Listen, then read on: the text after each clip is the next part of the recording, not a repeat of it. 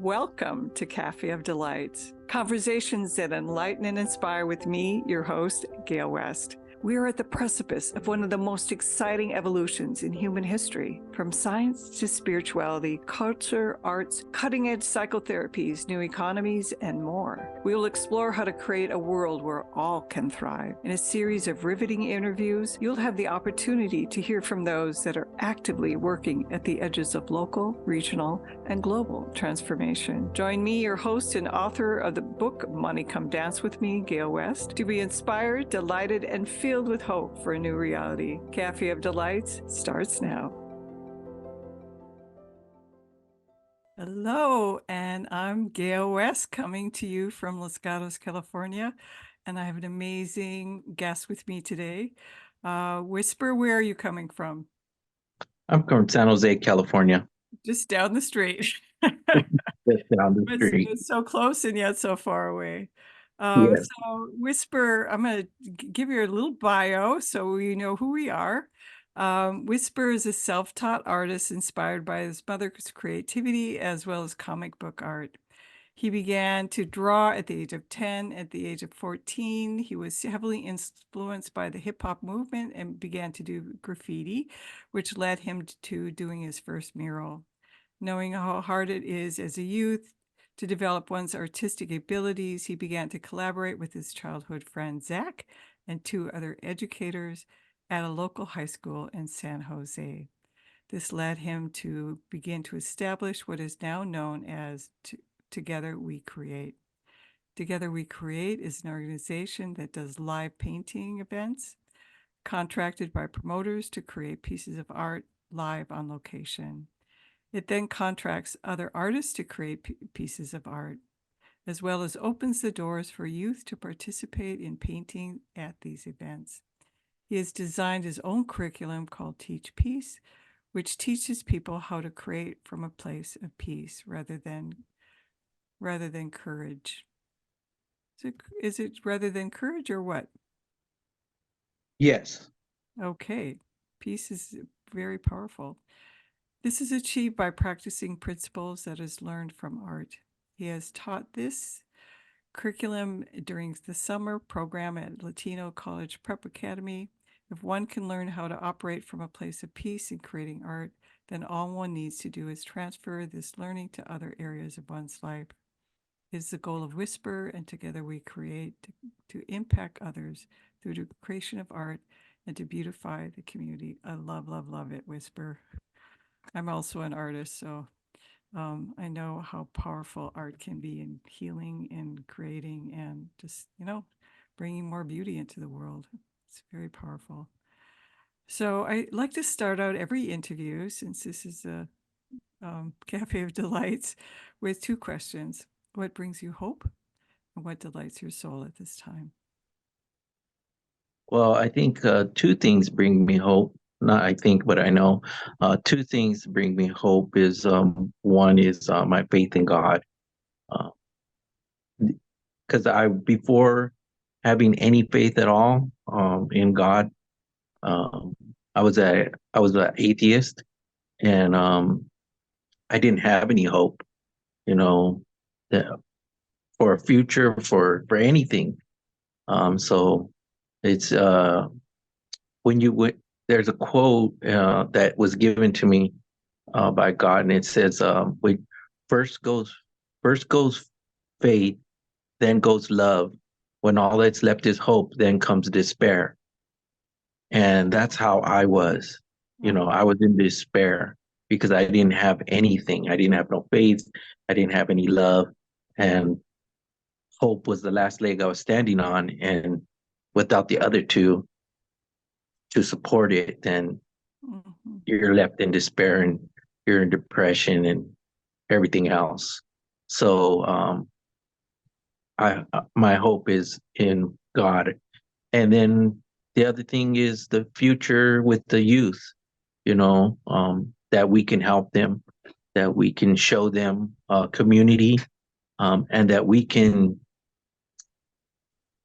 build a community, because we can't I don't like to depend upon the government and local officials to do so much, because when you could do more yourself. If every person did as much as they could, or even just a little bit within their community, because we are many, and if we all did something within our community, we would have a far greater impact than any local official, any government could ever do for our communities. And if the communities did that as a whole, then it would create, each city would be strong, each state, and it would just build and build and build. And so that's what my hope is in. That's very powerful. Boy, I know I've had despair in my life, so I know how deep and awful that can be. Yeah. So I'm with you on that one. And I'm going to go a little bit deeper into what happened that you were in such despair, but um, how how did you get your name Wisper? So in graffiti, well, in the early days when I started graffiti, it was frowned upon to have someone else's name. Originality was key, and so I was going by Shadow at first because my other friend Snow, we were doing graffiti together, and every place he went, I was there, so I was like his shadow. But then I found out that there was somebody else with that name on the East Coast. Mhm. And so I was looking for a name. And this was before cell phones. So it was landlines. And my younger brother was on the phone talking to somebody. Oh, it was probably a girl. And, Okay. I don't, I don't remember all the specifics, but Yeah, right. we were in the kitchen and he was on the phone and he was talking and we were making a lot of noise as teenagers do. And he was saying, "Hey, hold it down. I can't even hear. I'm talking on the phone." And then I said, "Man, we got a whisper." And then I was like, "Oh, that's my name." And so that's how I came with that thing. Well, I met you at the Los Gatos new museum, and you were doing a beautiful. You had just started doing a beautiful series of panels on the history of Los Gatos, and I was really struck by your the way you worked with color and you were talking about how when you are painting, you are in a state of peace. Yes. And can you go more into like I know that get from a place of despair and hopelessness to peace, that's a big journey. What how'd you get there? Well, as so when I first started painting with the brush in 2010, I was incarcerated. A friend of mine from Los Angeles, somewhere in LA, I don't remember exactly what city, but he got chosen by administration along with some other inmates to beautify the visiting room for the families instead of having just a bunch of white walls. And so the theme was California, and they were going to paint like they painted Golden Gate Bridge and Reno and Yosemite and Hollywood and things of that nature. And so he got chosen to paint Yosemite, and he asked me to come and help him. And I was like, I don't know how to paint, I know how to draw, and that's what he said. He goes, "You draw really, really well, So I was like, well, worst that could happen is I can make a mistake, you know. Plus, it'll get me away from the regular monotony of everyday prison life. And so I went and I took the pressure off myself in the sense that, like I said, I'm supposed to make a mistake. I don't know what I'm doing. Hmm. Um, and then I was like, well, I'm just going to pretend and I'm going to try and implement everything that I learned from watching from Bob Ross on PBS. Yeah. I love Bob And, Ross. He's great. Yeah. and Okay. so that's basically what I did, and it worked. And everybody there knew how to paint except for me. Uh-huh. Everyone there was like at least 10 to 12 artists, and they all had years of experience, except for myself. I was my first time, and they all thought I knew how to paint until I told them that this was my first time painting with a brush. Wow. Wow. And so one of the gentlemen that I met there, his name was Cotton Jones, and he became my friend. He was, and I don't say that lightly. I don't throw that word around because from past experiences, I learned to choose and call people my friend who are really my friend. And so um, he was from North Carolina, and he was a fantastic artist. I mean, he would just paint from with no references, and he would just paint images, landscapes, portraits, just anything.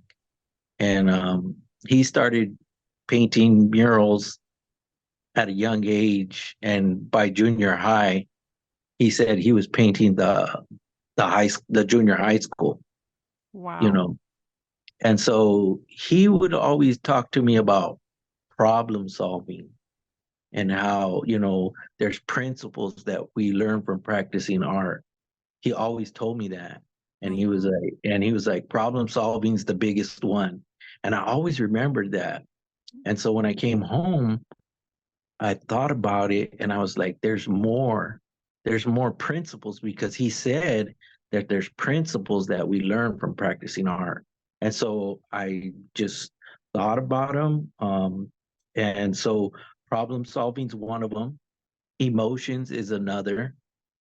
Decision making, identity, uh, and vision. And then, of course, the last one's peace, because all of those are like stepping stones. And when we learn that these principles and we learn how to apply them, then, we take our emotions and we pour it into our art. So it's like, it's somewhere for our emotions to go, and it doesn't matter how you feel, whether it's negative or positive, because we all feel anger at times. We all feel frustrated. We all feel, hopeless. We all feel sad. Those are just natural emotions.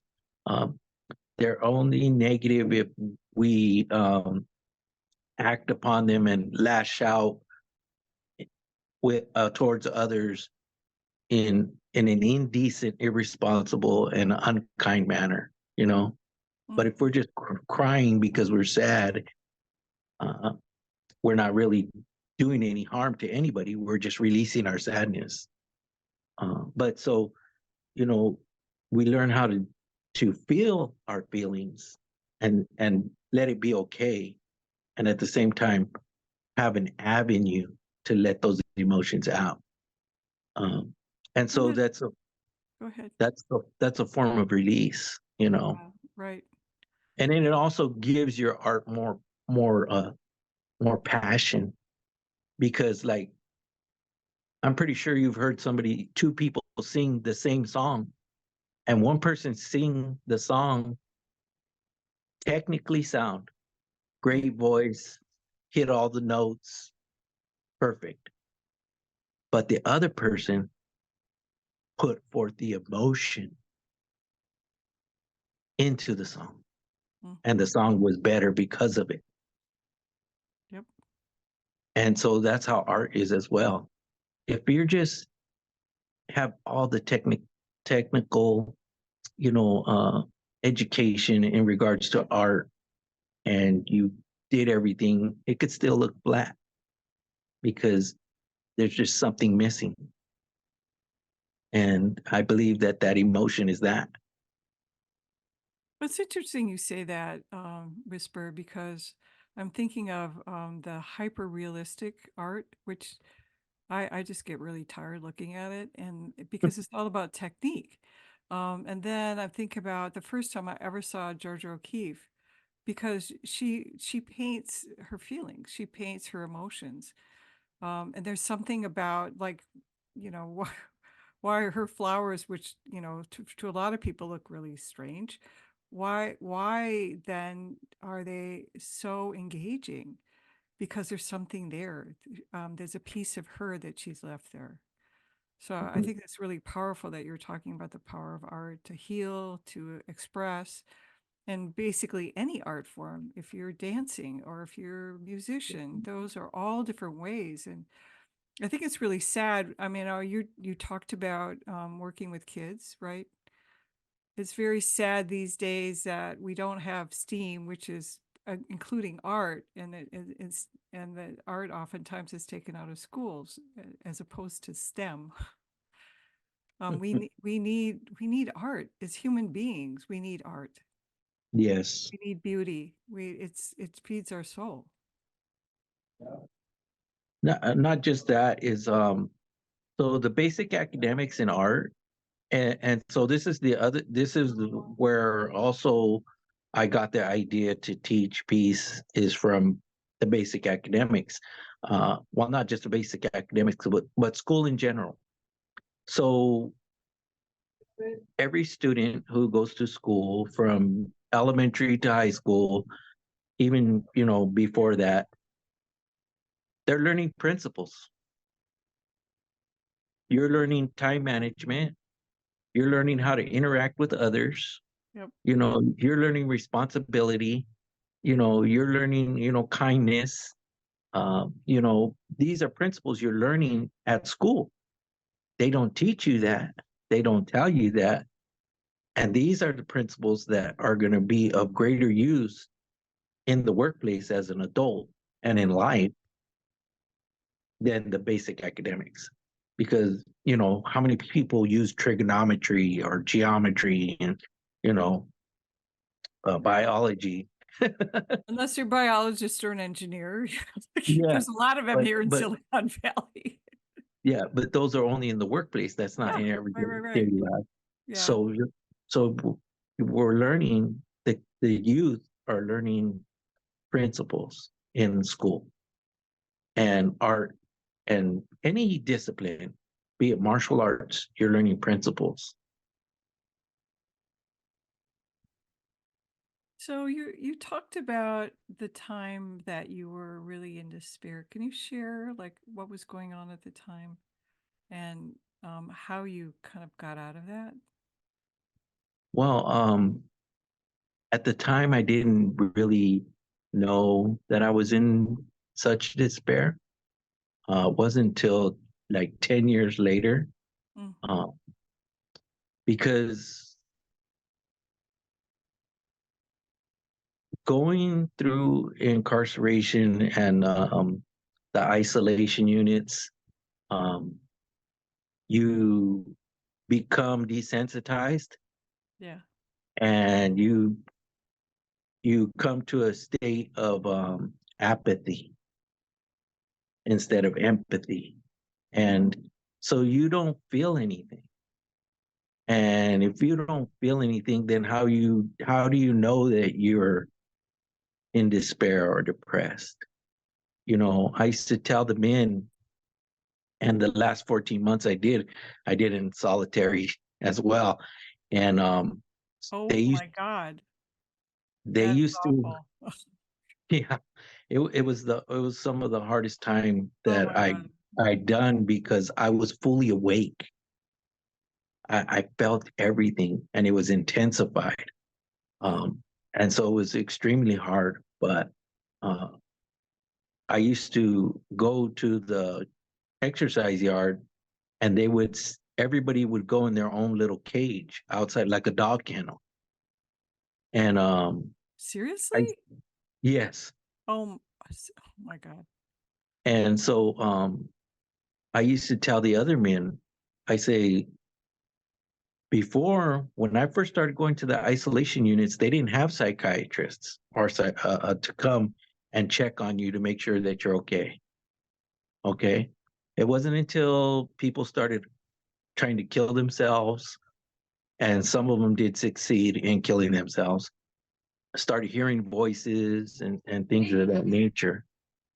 And so I told them, you notice how they put 14-day orientation when we first come in. So anybody that first comes into the isolation unit, administration would put a yellow tag on their door, and it said in big black letters 14 days. So it was like the first 2 weeks they're watching you. They'll come and checking on you like every 30 minutes to make sure you're okay. Mm. And they do that because they know that it's a That's very wonderful. harsh Yeah. and emotional and psychological traumatizing environment. Yeah. And I told them, I go, Sacramento knows that it's natural for a person to want to harm themselves because they can't endure what they're experiencing. It's natural. Yeah. I go, what does that say about us who are not trying to harm ourselves? That we think that this is natural, that this is okay. Wow.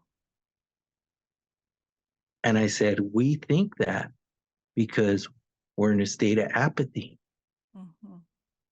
because we don't care. We don't value ourselves and we don't value anybody else. And so we don't feel anything. And that's why we're not trying to harm ourselves. But that's a cold, dead, and empty place to live. But you don't know it because it's a gradual process, a deadening that kills everything that's decent, kind, and good within you. So you don't feel anything except for anger and wrath, you know, things of that nature.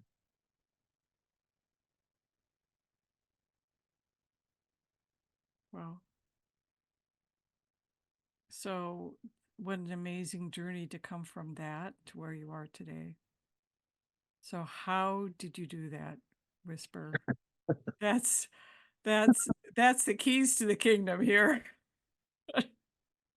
Because what you're talking about is dehumanizing human beings Yes, and turning them into lifeless catatons with no things. feelings. But And that's what our system it's does, sadly. it started before the system. I think that part the system is part to blame when they started the industrial revolution Yeah. and the workplace, and you know, and even and not to say that women empowerment is bad, but when they start telling women you don't want to stay home, you want to come and be in the workplace and have a career, you could do what men can do, and that I'm all for that, equality. But when the mother's not there and there's no nurturing of the child, and then who's nurturing the child? The government. And what's the government teaching your child? you know and so now kids, and mainly boys, well, boys, because even in school, like Susie falls down in kindergarten or first grade, the teacher will comfort her because she's a female. But when little Johnny falls down and scrapes his knee, oh, you'll be all right, suck it up. Because the cultural belief is that, you know, boys are supposed to be tough, Yep. you know, don't cry, Yep. you know, you're a man. And so we kind of, even society and the families teach that to their children. And it Almost every, starts, yeah, it starts young. Yeah. yeah. So as young boys, we grow up becoming teenagers and young men, not knowing how we feel, Hmm. not recognizing how we feel, not understanding how we feel. We learn how to deny and suppress our emotions. Yeah. And because of that, by the time we're adulthood, We can't tell you how we feel. And we get in a relationship and we don't know how to tell our girlfriends, our wives, our family members, our friends how we feel. So it's a very hard place uh, to operate from, you know.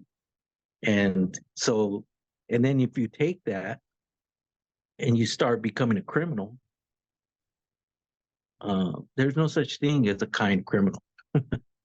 A criminal has to harm others. Yeah. And so that's why criminals take on an identity rather than their true persona, Yeah. who they really are. They take on an image rather than their identity. And because the image is not really them, it's a thing. I'm a beast. I'm a soldier. I'm a savage. You know, all those things. And so then it helps clear your conscience for when you do harm others. And you label people instead of calling them people, you label them as a thing. That's my money, you know, those are my customers, that's my enemy, you know, uh, and things of that nature. And that enables you to hurt other people too, because they're no longer people, they're things. And, you know, things don't feel. Well, if you're not feeling, you don't, it's hard to feel other people feeling also, which is what you're Yeah, talking about. Yeah. yeah, And so it is sad because men, I mean, it's changing now, but still so many young men are, there's anger. Would you say yeah. that? Are you true? There's a Mhm. lot of anger, there's a lot of rage, there's a lot of like where's my place? And it feels like I was reading a statistic that 68% of the young people are unhappy. That's really sad. And in America, that's really sad. So what is It's, that saying about our society? I think a large part of it is too is understanding, like I was saying earlier, about the difference between the image and identity, you know, and and and instead of also and the school system and college plays a large part in it because they impress upon people the idea that, oh, go to school, get in a good college, you'll get a good job, you can get the house with the white picket fence and your wife and your, you know, your children and the dog and all of that stuff, right? And but the thing is I've known some people who went through college, got their major and everything, and they're getting ready to go into the career that they chose, and they're mature now, and they don't want to do that. I wish I would have chose something else because they're not taught who they are Hmm. to discover their predispositions, their temperaments, and then choose a career that's in line with your temperament. Right. You know, if you're social, you don't want an accounting job. You want to be interacting with people, you know. Now, if you're analytical, then, you know, maybe the accounting job is for you because you like dealing with numbers and all of the analysis of the numbers, the Hmm. data. It's non-personal, it's non-social. But if we don't know who we are and the things that we value and the things that we're passionate about and the things that excite us, then how can we choose a career that's in line with who we are? And that would bring us contentment. Hmm.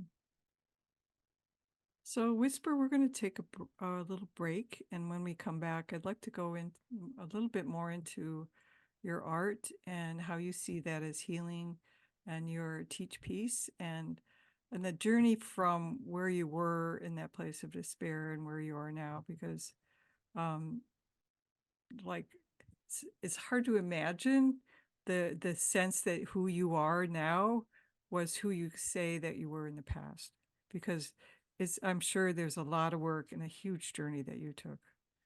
And I think it's an important thing for people to hear, to know that that's possible for them. Yes. Yeah. So we're going to take a little break, and when we come back, we're going to talk about these things. And this is Gail West, and we are on the Cafe of Delights with Whisper, the graffiti artist. Thank you. Imagine if you were truly flourishing, how would your financial expansion impact the world? Author of Money Come Dance With Me, Gail West is an internationally known speaker, creative catalyst, and business intuitive at Success with Soul. Work with Gail to create a new relationship with money as your friend. Link the soul of your business to the business of your soul with programs like Sacred Money Mastery, Akashic Records of the Soul, and more. To receive a healing money meditation, go to successwithsoul.com today. Cafe of Delight, conversations that enlighten and inspire with me, your host, Gail West. Tune into transformationtalkradio.com every second and fourth Thursday at 10 a.m. Pacific. We are at the precipice of one of the most exciting evolutions in human history. On Cafe of Delights, you will hear from those that are actively working at the edges of local, regional, and global transformation. For more information on hope for a new reality, visit Gail West at successwithsoul.com. And we are back on the Cafe of Delights. This is Gail West, and I have my guest, Whisper, the graffiti artist. And I'm in Los Gatos, California, and he is just down the street in San Jose. And we've been talking about lots of things, about the power of art, about what happens when a person is incarcerated, what happens to children when they get disconnected from their feelings and their sense of self. And I'd like to go a little bit more into your own journey of how you got to where you are today, to be in a place that is really, you can teach peace, because my sense of you is that oftentimes you are you are on peace. You are in peace. Am I right, Whisper? Yes. How'd you get So there? That's it's not an easy path. no, so teach piece is surface level. I don't want to cheapen it and say that it's superficial, but it's not. True internal peace only comes from, when you've done the work inside, and for me, it's being at peace with God, because, like I said, even though I consider myself an atheist, that I didn't believe in God, I was angry with him. I blamed him for everything that was wrong with my life and all of the things that I suffered through as a young boy and a young man and as an adult even. Um, but it wasn't until that he spoke to me when I was incarcerated in isolation, and that I started looking at things from his perspective rather than my own. And once I came to peace with him, then everything else uh, built upon that. Mhm. Um, a lot of the forgiveness, I held a lot of unforgiveness towards my mother, um, as many people have issues with their parents, uh, believing them to be perfect, or um, not loving enough, and coming to the realization that they're broken and they're doing the best they could with what the knowledge that they had, uh, and the experiences they experienced as children from Mhm. their parents. So how can we expect imperfect people to be perfect? And so with that understanding, I was able to forgive my mother for her downfalls that I perceived to be, downfalls, when really she was doing the best she could with what she had and what she knew and where she was in her own brokenness. Um, and then building upon that and looking at things from God's perspective in all aspects. Uh, that's what really that gives people true peace.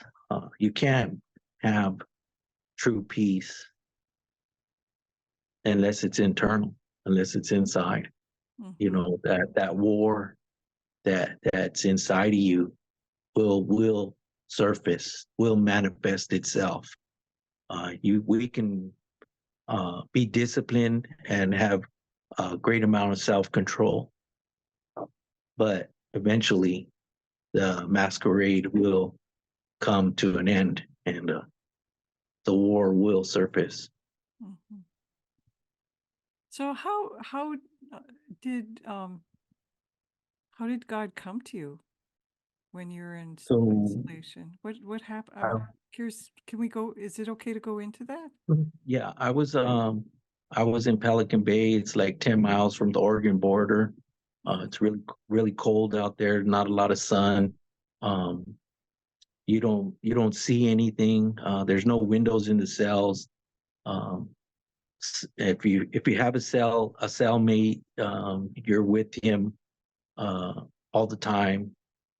You come out to shower 3 times a week, and you come out to the exercise yard, which is another big cell, but it's only for an hour and a half each day. And so there's little to no privileges, no personal clothing at that time, other than tennis shoes um, and thermals. Everything else is state issue. Um, and being in there, like I said, it's a lot of trauma that you experience. And so I, after 4 years, it was my fourth year in isolation. Um, I was watching the Ten Commandments just to watch it because it was on TV, the old one with Charlton Heston. Oh my Um, and I used to get up at 4 every morning to exercise and everything, and begin my daily routine. And I used to go to bed usually about 10, and and I, and so I didn't watch the whole movie, but I watched it till about 10:30 because I think it stayed on till 12 because they show all the commercials. God. And that night when I went to bed, God spoke to me, and He said, because I didn't believe in Him at that time, and I was angry with Him, and He said, you worship your in the people of your ancestors, the indigenous people of Mexico, the Aztecs, the Mayans, the Olmecs, the Toltecs, and so on and so forth. And, you know, the civilizations they created and the things that they done, because they did a lot of amazing things Mhm. with no technology, and he's all, you worship them. That's your God.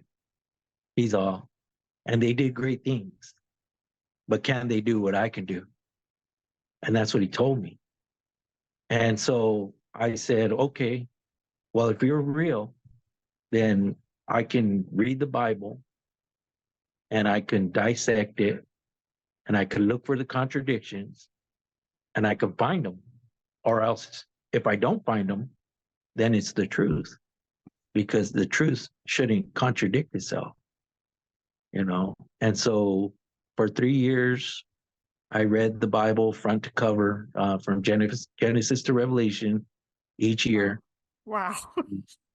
And I did all kinds of correspondence courses, and I was asking the hard questions, and and then they would refer me to other books.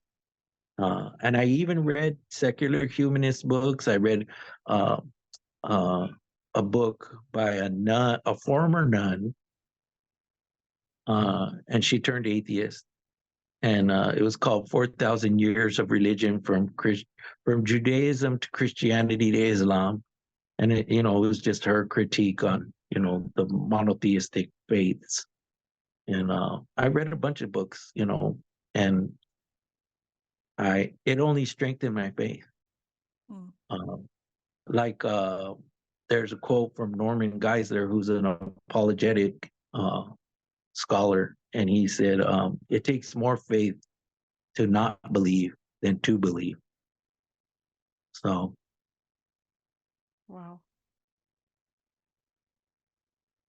S- So God spoke to you, and you it sounds like you answered the call.